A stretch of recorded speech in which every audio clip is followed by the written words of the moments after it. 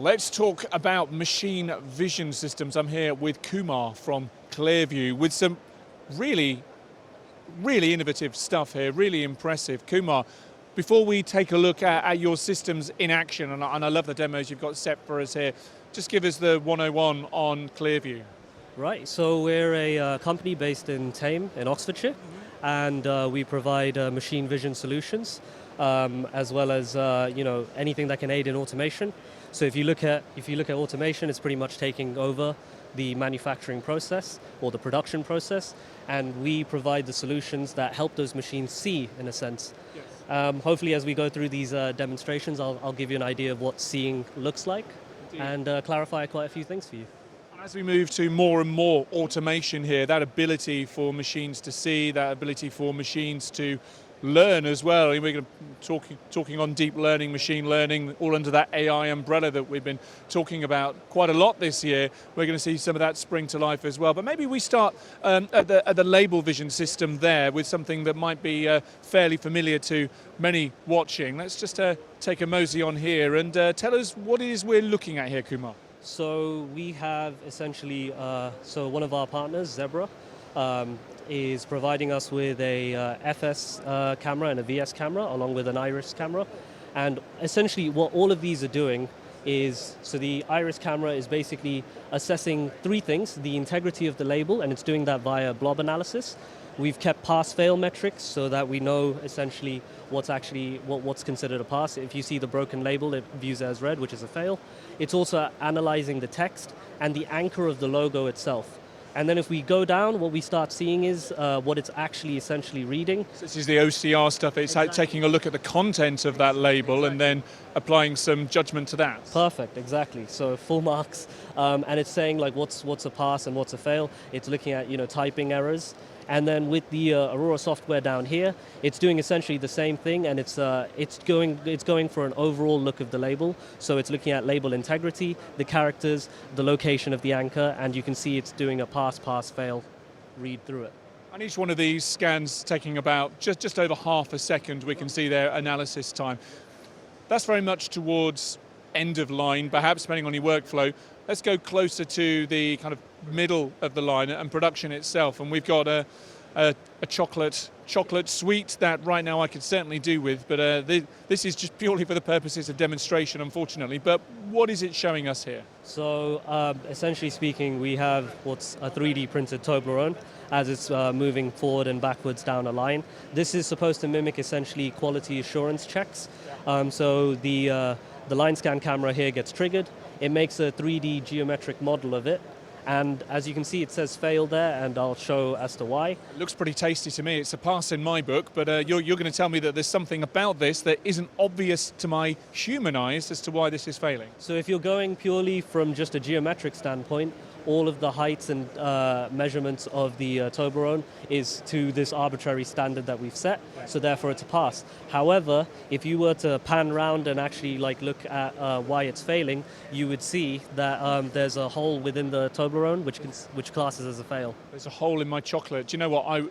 I would still class that as a pass in my book, but then I'm very hungry right now. But you're getting less chocolate, so there's your issue, right? So okay. Yeah, no, that's very clear as well. And again, that's the kind of thing that a human on the line might not be able to spot. There could be a big bubble inside the chocolate, and I guess this system would also be able to maybe identify some of those. Yeah, you can also identify, I guess, inconsistency of space within the chocolate, right? So if you have just that, inconsistent geometries, if you have unevenness of the peaks, it would start identifying all of those. So you then just eliminate the middleman having to look at it, basically. And for the sake of clarity, this is not necessarily the real speed at which this would operate on a line. Absolutely not, absolutely not. I mean, it's good for a display purpose, but we can go faster. Excellent. Yeah.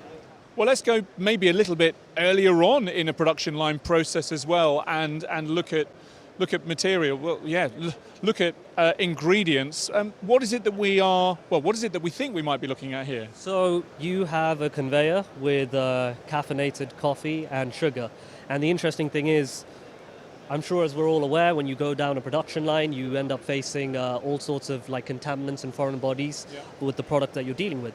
So when you or I are to look at the sugar, you would see, okay, everything looks like sugar. We don't actually inherently know like if it is sugar. However, if we place it under a hyperspectral example, brace yourself, it's about to get bright. Yep. It paints a wholly different image. So light, when it interacts with an object, has a spectral response. So obviously the human eye can't exactly comprehend that spectrum. But when we look what it captures through the hyperspectral camera, we can see that there are foreign bodies that exist within the sugar that would have been missed otherwise. And I'm sure with a little bit more training, I would be able to understand the diagram here. In fact, if I change it, it should give you the spectral output anyway.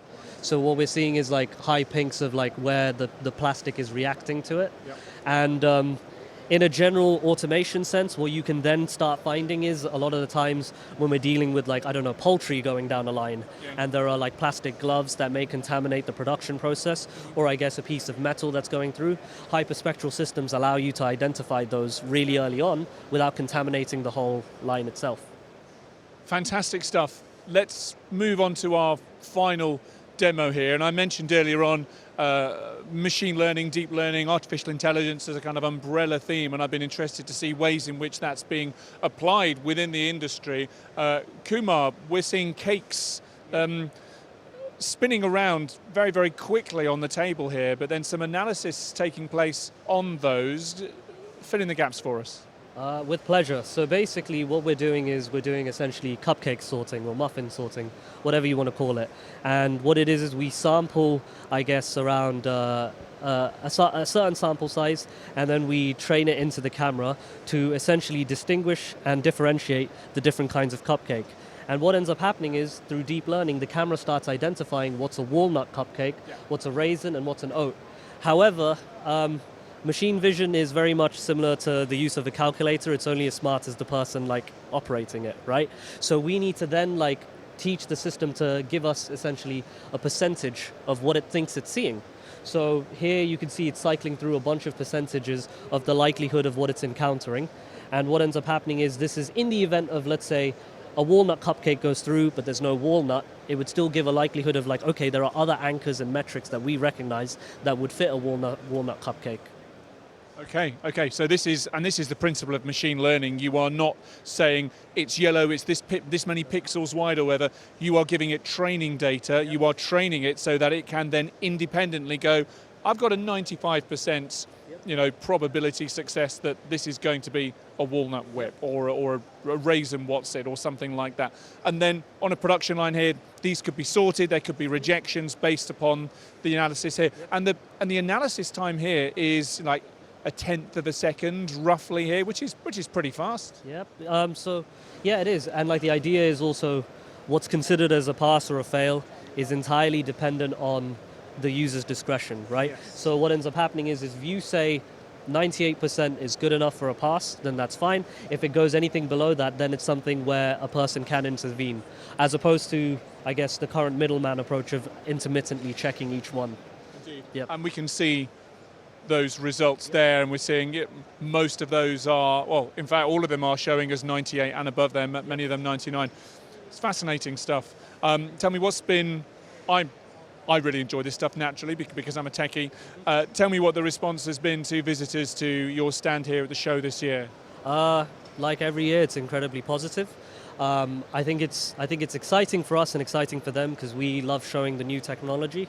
We also love showing what we're innovating, and at the same point in time, what we're innovating is also indirectly meeting, niche or existing problems that they didn't know that they would have to, foresee, or that they didn't know that there were solutions for. So, showing off good tech, doing good demos as you've just done for us in the last 5 or so minutes is great. This stuff is selling for you as well. This is proving to be a good business opportunity. Yeah, incredibly so. I think it's what I said at the start. I think as everything moves to automation, it's best to evolve with the automation itself and actually make the jobs just easier for everyone else. Eliminating middleman approaches and just keeping things more efficient and moving. Brilliant.